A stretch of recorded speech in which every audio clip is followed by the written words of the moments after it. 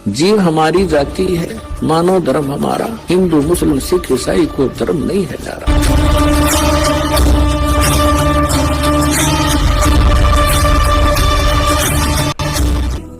परमात्मा कहते हैं खाले पीले विलसले रे हंसा। परमात्मा कहते हैं कि छोड़ दे पिछलों की रीत, पिछलों की रीत को छोड़ना पड़ेगा। जो पहले हम करते थे उन सभी को त्यागना पड़ेगा, क्योंकि वो शास्त्र विरुद्ध थी और हमें अब हानि करते थे। हम आशीर्वाद देते हैं, सिर पे हाथ रखते हैं, तो हमारी जो पुण्य होंगे तो उसमें प्रवेश कर जाएंगे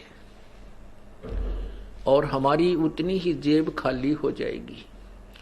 तो इसलिए ये भी हमने सतलोक चलने के लिए, क्योंकि हम बिल्कुल पुण्यहीन हैं और अपने पुण्यों को सुरक्षित रखने के लिए ऐसा भी नहीं करना है।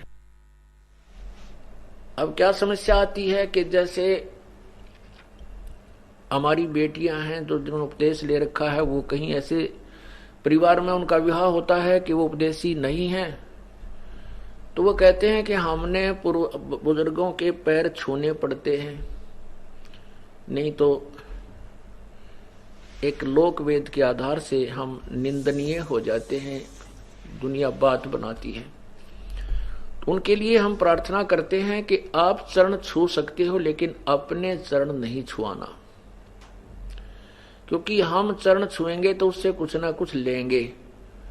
मतलब हमारा वहां चरण छूने का उद्देश्य ये ना होना चाहिए कि ये मुझे कुछ दान दे या मुझे कोई आशीर्वाद दे, ऐसी भावना नहीं होनी चाहिए।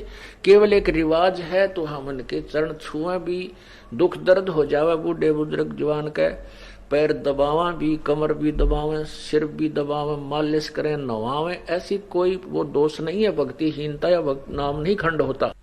नाम खंड उसका होगा जैसे आप किसी वृद्धा वर्द के पैर दबा रहे हो और वो आशीर्वाद दे रही है, बांटे जाएगी।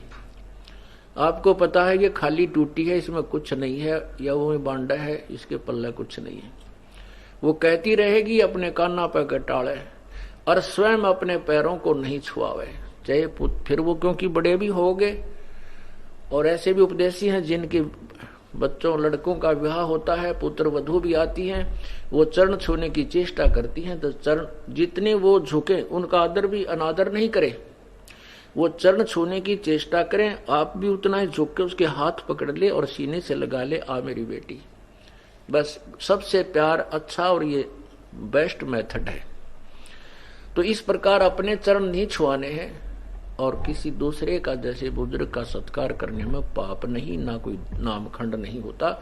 लेकिन उद्देश्य ये ना हो कि मैं इसके चरण छूं और ये मुझे आशीर्वाद दे, मुझे कुछ प्राप्ति हो पुत्र की या धन की, फिर नाम खंड होगा। तो हमने किसी को सिर पे हाथ नहीं रखना, आशीर्वाद नहीं देना, ये हमारे फॉल पॉइंट हैं। ये हमें भक्तिहीन करने के काल के जाल और रिवाज है। इनको ऐसे तरीके से हमें एक बीच का रास्ता निकालना है कि सांप भी मर जाए, ये रिवाजें भी बंद हों और लाठी भी ना टूटे, हमारा नाम भी खंड ना हो। तो उसके लिए ये नहीं है कि किसी बुजुर्ग या बीमार हो जाता खूब पैर दबावे, उसकी मालिश करे, सिर की करे, शेक करे, जो भी कोई सेवा करनी है कि खूब करो। एक औपचारिकता या किसी दूसरे कारण से नहीं करना चाहिए। तो ऐसे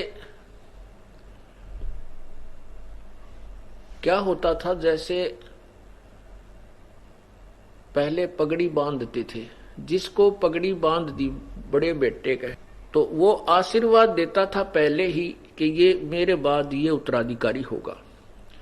फिर कुछ क्या होता है कि मृत्यु के उपरांत वो बुजुर्ग, उनका पिता या दादा पितृभूत बनकर फिर उसी में प्रवेश कर जाता है और अपनी शेष कमाई को फिर उसमें प्रवेश करके भी बांटता रहता है, और इस प्रकार वो फिर सीधा पशु योनि में पहुंच जाता है। ये काल का जाल है, परमेश्वर कबीर देव ने हमें बताया है। अब हमने पग पग पर बहुत ही फूंक फूंक कर कदम रखने हैं, यदि आपने इस काल के जाल से निकलना है।